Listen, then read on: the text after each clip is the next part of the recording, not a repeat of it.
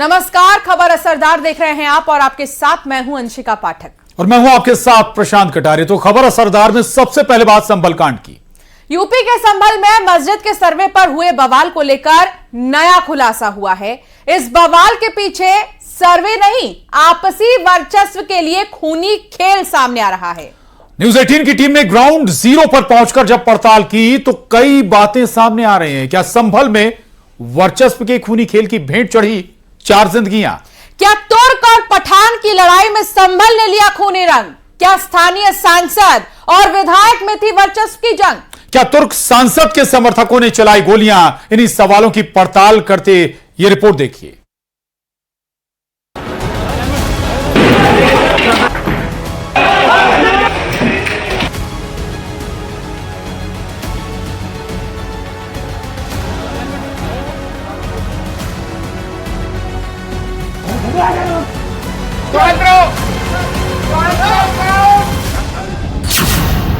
वर्चस्व के खूनी खेल का खुलासा।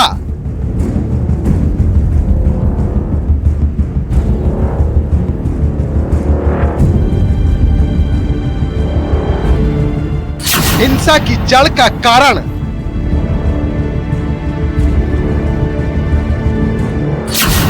तुर्क बड़ा या पठान महान?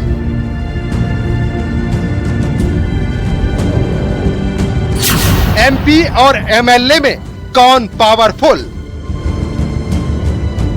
माना जा रहा है कि तुर्क सांसद समर्थकों की गोली से पठान विधायक इकबाल महमूद अंसारी के समर्थक मारे गए थे। तुर्क सांसद के समर्थकों ने गोली चलाई जिसमें पठान, सैफी और अंसारी मारे गए। संभल में एक दूसरे को नीचा दिखाने की कोशिश हुई। वर्चस्व का खूनी खेल हुआ।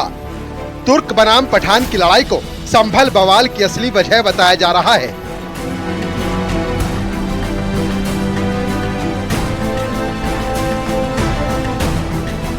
संभल की हिंसा सुनियोजित हिंसा थी।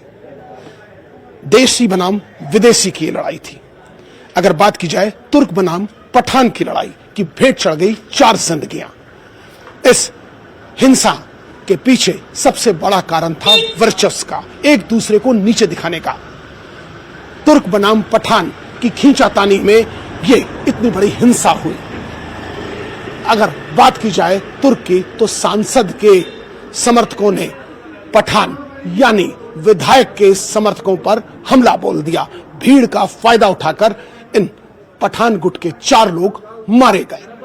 विदेशी बनाम देसी की ये लड़ाई अब किस और आगे बढ़ेगी ये देखना होगा। मगर इन सब के बीच संभल की हिंसा एक सत्यता के रूप में सामने आई। इसे मस्जिद के सर्वे से कोई लेना देना नहीं था, मगर इन विदेशी और देसी समर्थकों की मारपीट इस चीज का प्रमाण हुई। संभल के एसपी से न्यूज 18 की टीम ने खास बातचीत की जिसमें बताया गया कि पुलिस ने 2500 से ज्यादा अज्ञात के खिलाफ केस दर्ज किया है। डीएम के निर्देश पर मजिस्ट्रेट जांच के आदेश दे दिए गए हैं। 7 दिन में रिपोर्ट आने के बाद स्थिति साफ होगी।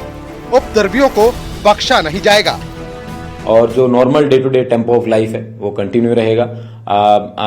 7 मुकदमे अभी तक लिखे जा चुके हैं। 25 लोगों को या तो हवालात जेल भेजा गया है या फिर जुवेनाइल जो होम्स है वहां भेजा गया है। संभल में हालात अब पहले से बेहतर हो रहे हैं। पुलिस की टीमें लगातार हालात पर नजर बनाए हुए हैं।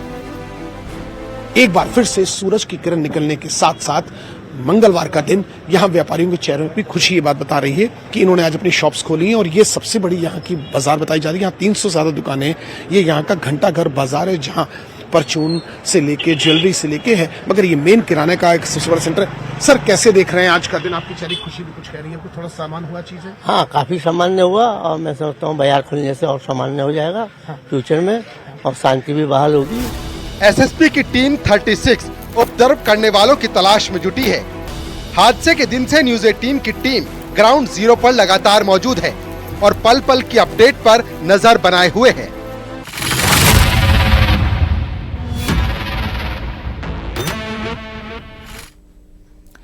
और कौन बनेगा महाराष्ट्र का अगला सीएम? इस सवाल का आधिकारिक जवाब अभी तक नहीं मिल पाया है। कहा जा रहा है कि बीजेपी आलाकमान ने देवेंद्र फडणवीस का नाम तय कर दिया है, लेकिन उनके नाम का अब तक ऐलान ही नहीं किया गया। और अटकलों का दौर जारी है। शिंदे कैंप एकनाथ शिंदे के सीएम बनाए जाने की मांग भी कर रहा है। हालांकि सभी ये कह रहे हैं कि जो भी फैसला पीएम मोदी और अमित शाह लेंगे वो मंजूर होगा।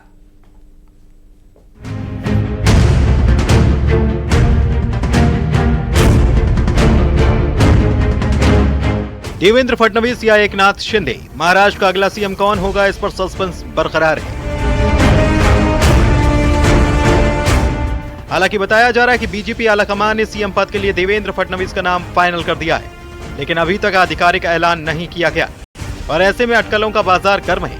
इस बीच एकनाथ शिंदे ने सीएम पद से इस्तीफा दे दिया और नई सरकार के गठन तक शिंदे कार्यकारी सीएम के तौर पर काम करते रहेंगे, लेकिन शिंदे कैंप उन्हें सीएम के तौर पर देखना चाहता है। तीन जो हमारे नेता हैं, एकनाथ शिंदे साहब है, देवेंद्र जी है और अजीत दादा बैठ के महायुति का सीएम कौन रहेगा ये फाइनल करेंगे और जो एकनाथ शिंदे साहब फाइनल करेंगे वो हमारे को मान्य रहेगा। हमें लगता है कि बिहार में जो पैटर्न यूज किया वो पैटर्न हमें भी, हमारे महाराष्ट्र में भी यूज करो।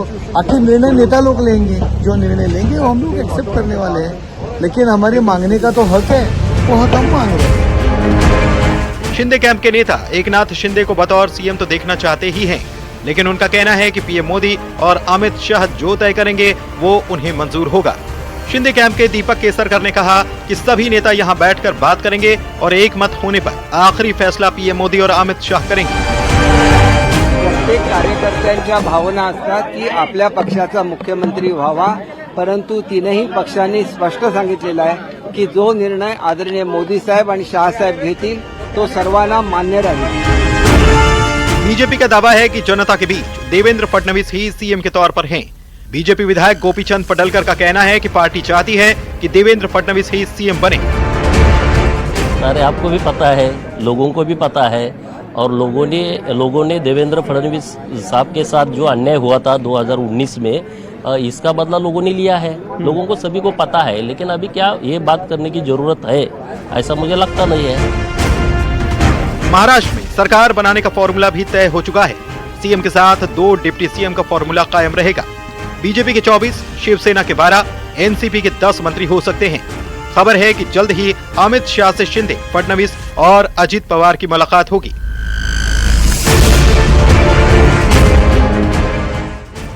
महायुति सरकार का फॉर्मूला तैयार। सीएम के साथ 2 डिप्टी सीएम, बीजेपी के 24 मंत्री, शिवसेना शिंदे के 12 मंत्री, एनसीपी अजित के 10 मंत्री। तो फॉर्मूला तैयार है, लेकिन महाराष्ट्र का सीएम कौन बनेगा, इस पर अटकलों का दौर है। गठबंधन में सबसे ज्यादा सीटें बीजेपी के पास हैं। ऐसे में बीजेपी नेता ये चाहते हैं कि देवेंद्र फडणवीस को सीएम बनाया जाए, तो शिंदे कैंप चाहता है कि एकनाथ शिंदे को ही कमान मिले। फैसला पीएम मोदी और अमित शाह को करना है। Bureau report, news 18।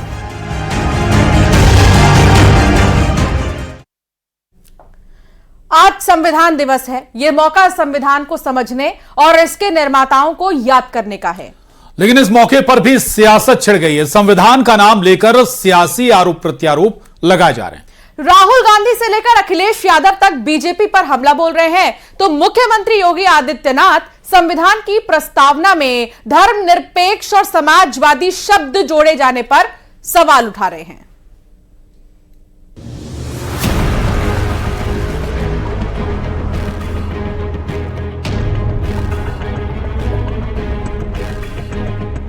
आज संविधान दिवस है। ठीक 75 साल पहले आज ही के दिन यानी 26 नवंबर 1949 को भारतीय लोकतंत्र का संविधान तैयार हुआ था। प्रधानमंत्री नरेंद्र मोदी ने संविधान को देश का सबसे पवित्र ग्रंथ बताया, तो वहीं संविधान दिवस पर सियासत भी दिखी। राहुल गांधी ने संविधान दिवस पर आयोजित एक कार्यक्रम के दौरान बीजेपी पर जमकर निशाना साधा। इस किताब में लिखा है कि झूठ का प्रयोग कर सरकार चलानी चाहिए। मुझे दिखा दो कहां लिखा है। तो ये सत्य और अहिंसा की किताब है। सिंपल सी बात है, ये हिंदुस्तान का सत्य है और ये अहिंसा का रास्ता दिखाता है। संविधान दिवस पर सेकुलर और सोशलिस्ट शब्द पर घमासान भी नजर आया। सीएम योगी आदित्यनाथ ने संविधान की प्रस्तावना में धर्मनिरपेक्ष और समाजवादी शब्द पर सवाल उठाए। कहा कि इमरजेंसी में कांग्रेस ने चोरी छिपे इन शब्दों को संविधान में डालकर जनता की भावनाओं का गला घोटने का काम किया। भारत का जो मूल संविधान बाबा साहब भीमराव अम्बेडकर ने जिसे 26 नवंबर 1949 को जिस संविधान को अंगीकार किया था, याद करना, उस संविधान में 2 शब्द नहीं थे, सेकुलर शब्द भी नहीं था और समाजवादी शब्द भी नहीं था। भारत के संविधान में डाल करके भारत के संविधान की आत्मा के गले को घोंटने का काम कांग्रेस ने किया था, कांग्रेस ने। अखिलेश यादव भी संविधान दिवस पर सियासत करते नजर आए। उन्होंने उपचुनाव का जिक्र करते हुए कहा कि हम संविधान दिवस कैसे मनाएं जब हमारे वोटर्स को वोट डालने से रोका गया हो, लोगों को घर से न निकलने दिया गया हो, सरकारी मशीनरी का दुरुपयोग किया गया हो। हम उत्सव तब नहीं मना सकते हैं जब उत्तर प्रदेश में वोट लूटा गया हो। हमने देखा कि समाजवादी पार्टी के वोटर्स को वोट नहीं डालने दिया, उनका कहां वोट पड़ पाया। क्या ये संविधान हमें ये रास्ता दिखाता है कि आप वोट छीन सकते हैं किसी का? यूपी के डिप्टी सीएम केशव प्रसाद मौर्य ने अखिलेश यादव पर पलटवार किया। उन्होंने कहा कि अखिलेश के हाथ से मुसलमान और यादव वोटर भी निकलते जा रहे हैं। इस बात से अखिलेश बौखला गए हैं। कुंदरकी और उत्तर प्रदेश के जो परिणाम आए उससे तो श्री अखिलेश यादव जी को मिर्ची लगी है। भारतीय जनता पार्टी की बल्ले बल्ले है। सबने कहा श्री अखिलेश यादव जी को बहुत तेज मिर्ची लगी है कि उनसे मुस्लिम भी खिसक रहा है, यादव भी खिसक रहा है। संविधान दिवस पर सीएम डॉक्टर मोहन यादव ने लंदन में अंबेडकर हाउस पहुंचे, जहां उन्होंने डॉक्टर अंबेडकर को श्रद्धानुमन अर्पित किया। देश को संविधान दिवस की शुभकामना देते हुए सीएम ने इस मौके पर बाबा साहब के योगदान को याद किया।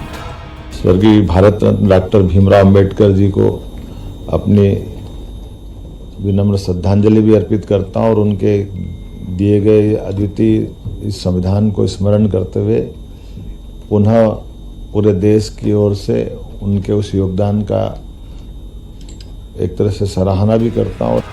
देश संविधान दिवस मना रहा है, लेकिन इस मौके पर सियासत भी जमकर हो रही है। इसी बीच ऐतिहासिक तस्वीरें जम्मू कश्मीर से आई है, जहां 75 साल में पहली बार संविधान दिवस मनाया गया। Bureau report, news 18। और बात धीरेन्द्र शास्त्री की, जिनकी सुरक्षा में बड़ी चूक हुई। दरअसल धीरेन्द्र शास्त्री की हिंदू सनातन यात्रा यूपी के झांसी पहुंच गई है, जहां उनकी पदयात्रा के दौरान किसी ने फूलों के साथ मोबाइल फेंक दिया, जो धीरेन्द्र शास्त्री के सिर पर लगी। हालांकि बाद में पता चला कि किसी युवक का मोबाइल फूलों के साथ आ गया था, लेकिन सवाल सुरक्षा का है। अगर मोबाइल की जगह कुछ और होता तो लापरवाही का जिम्मेदार कौन होता?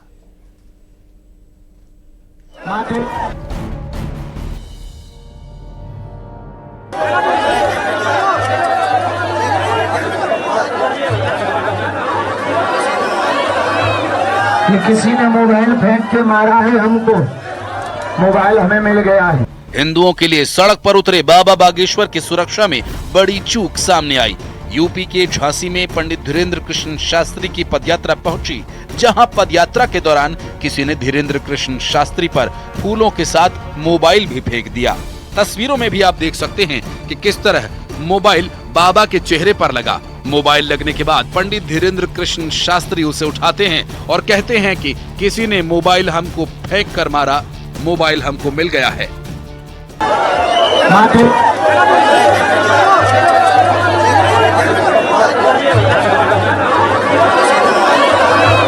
कि किसी ने मोबाइल फेंक के मारा है हमको, मोबाइल हमें मिल गया है। हमले को लेकर धीरेन्द्र शास्त्री का बयान भी सामने आया। पंडित धीरेन्द्र कृष्ण शास्त्री ने कहा कि किसी उत्साही युवा का मोबाइल गलती से फूलों के साथ आ गया।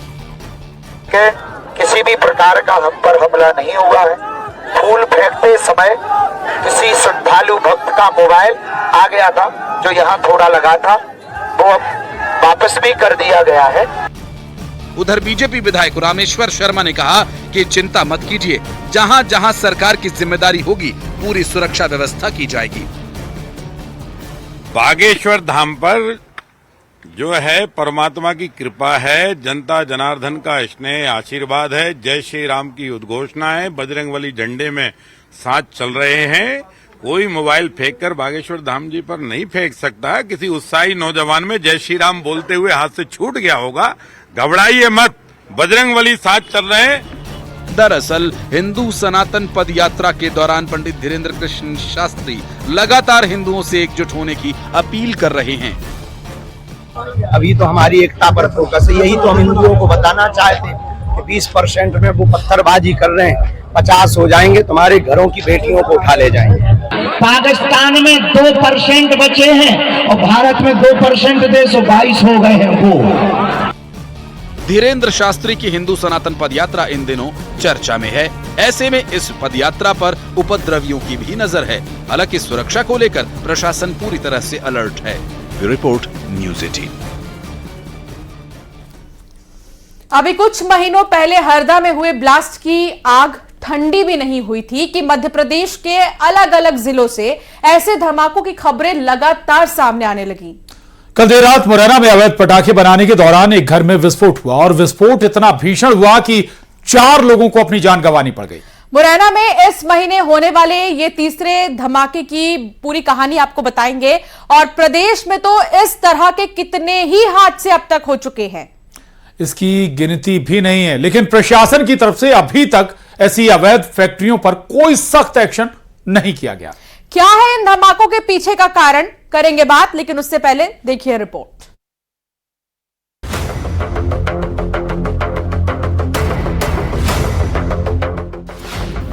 फिर अवैध फैक्ट्री में विस्फोट।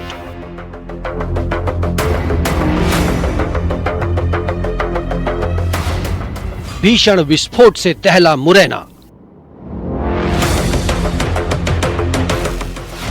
धमाके से कई मकान क्षतिग्रस्त, 4 लोगों की मौत, कई घायल।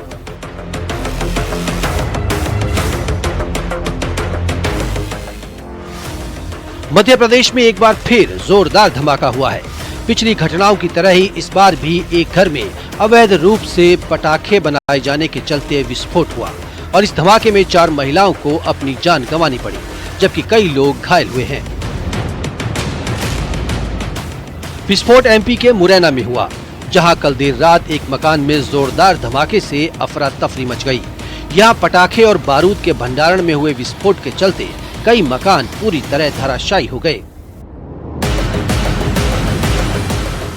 इस हादसे में 4 लोगों की जान चली गई, जबकि कई लोग गंभीर रूप से घायल हो गए।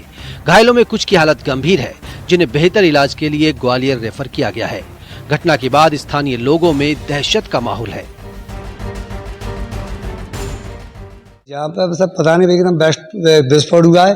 एक जेलर का चिटका लग पड़ा है और अंदर इसकी मम्मी दबी हुई है और भाई का मैं कह नहीं सकता, तो मम्मी तो पक्का है उसमें दबी हुई है। अभी कितने लोग अस्पताल में आ चुके? अभी 4 आ चुके। विस्फोट इतना भयानक था कि इसमें 2 और मकानों को अपनी चपेट में विस्फोट इतना भयानक था कि इसने 2 और मकानों को अपनी चपेट में ले लिया और दोनों मकान पूरी तरह से धराशायी हो गए। पुलिस प्रशासन की टीम देर रात ही घटना स्थल पर पहुंची और राहत बचाव कार्य में जुट गई। अब देखिए रहे हैं, रात में 12 बजे के लगभग या 12 बजे के बाद ये घटना हुई है। ये इसे बड़ी घटना ही कहेंगे। प्रशासन इसके लिए खेद व्यक्त करता है। मृतक परिवारों के लिए और घायल के परिवारों के लिए 4 महिलाओं की मृत्यु हुई और 5 लोग घायल हुए हैं। 5 घर पूरी तरह क्षतिग्रस्त हुए हैं और लगभग हमारी रेस्क्यू की कार्रवाई पूर्ण हो गई है, लेकिन मलबा अभी हटाने तक हम ये मानते हैं कि मेरा रेस्क्यू 2 घंटे और चलेगा। धमाके के बाद पुलिस ने जांच शुरू कर दी है, लेकिन सवाल अभी भी ये है कि इस तरह कब तक लोगों की जान के साथ खिलवाड़ होता रहेगा, क्योंकि ये कोई पहली बार नहीं जब मध्य प्रदेश के किसी घर में इस तरह का विस्फोट हुआ हो। Bureau report, news 18।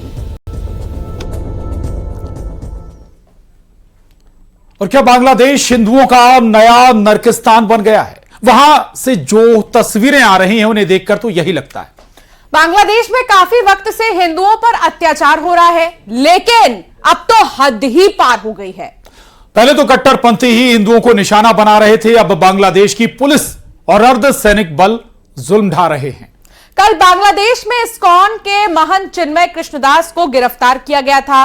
गिरफ्तारी के विरोध में हिंदुओं ने प्रदर्शन किया तो उन पर लाठीचार्ज किया गया। देखिए।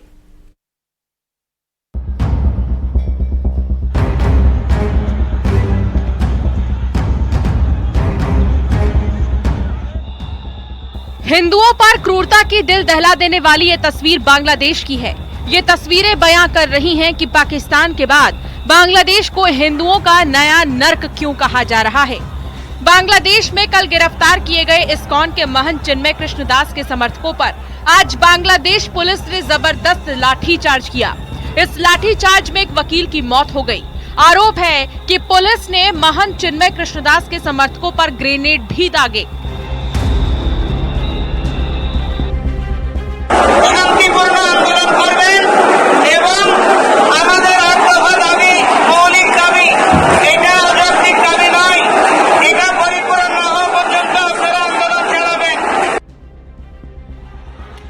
बांग्लादेश पुलिस ने देशद्रोह के आरोप में महंत चिन्मय कृष्णदास को गिरफ्तार किया था। इस गिरफ्तारी के विरोध में बांग्लादेश में हजारों की संख्या में हिंदुओं ने प्रदर्शन किया।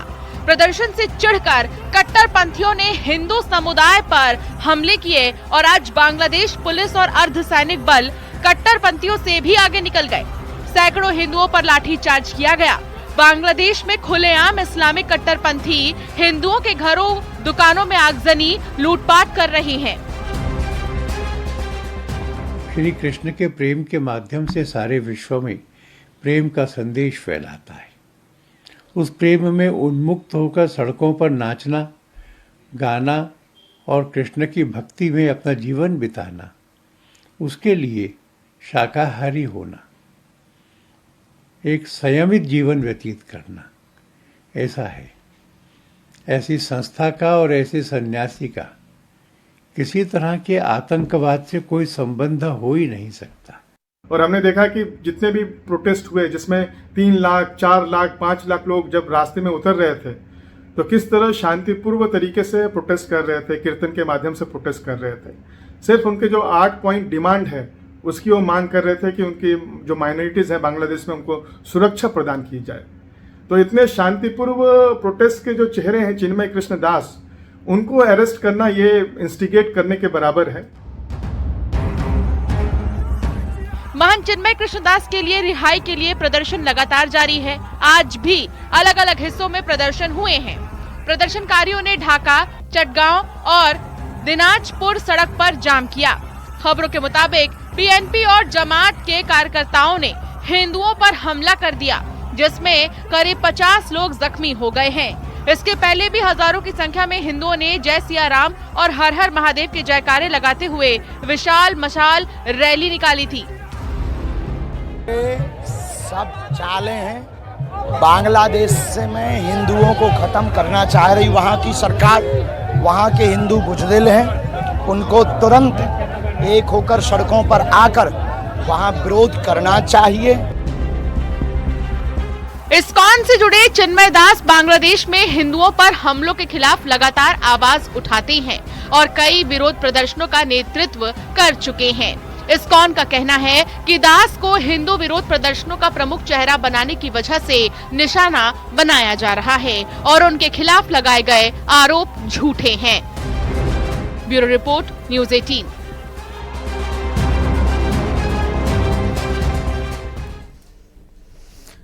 इंडियन प्रीमियर लीग की 5 बार की चैंपियन मुंबई इंडियंस ने सऊदी अरब के जेद्दा में हुए आईपीएल ऑक्शन में 23 सदस्यीय मजबूत स्क्वाड बनाया है।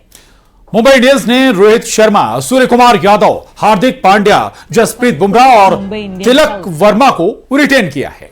वहीं कई नए चेहरे टीम में जोड़े गए हैं। मुंबई इंडियंस ने आईपीएल ऑक्शन में 119 करोड़ से भी ज्यादा खर्च किए हैं। वहीं मुंबई इंडियन टीम की ओनर नीता अंबानी ने एक वीडियो जारी कर टीम का उत्साहवर्धन किया है।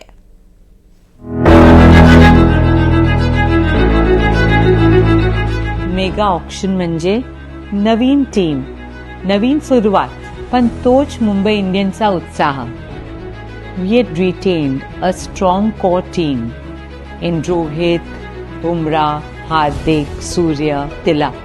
And at the auction, we had an opportunity to build a strong team around this core team.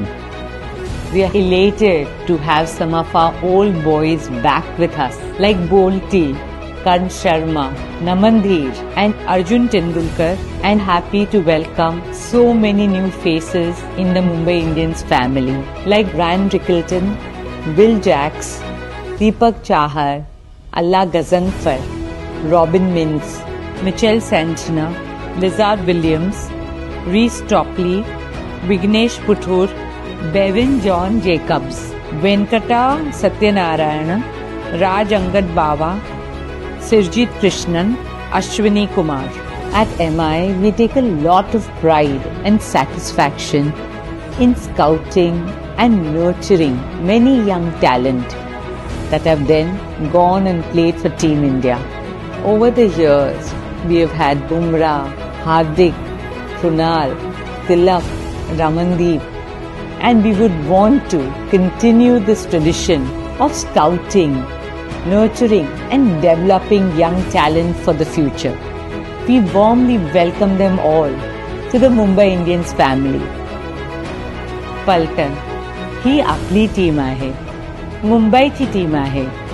तुमच्या सगळ्यांचाच सपोर्ट मुंबई इंडियन्सची सर्वात मोठी ताकद आहे. चला पलटण, आता एकत्र खेळू आणि जिंकू आपल्या वन फॅमिलीसाठी, मुंबई इंडियन्स फॅमिलीसाठी. और फिलहाल बुलेटिन में इतना ही. अब बने रहिए न्यूज़ 18 के साथ.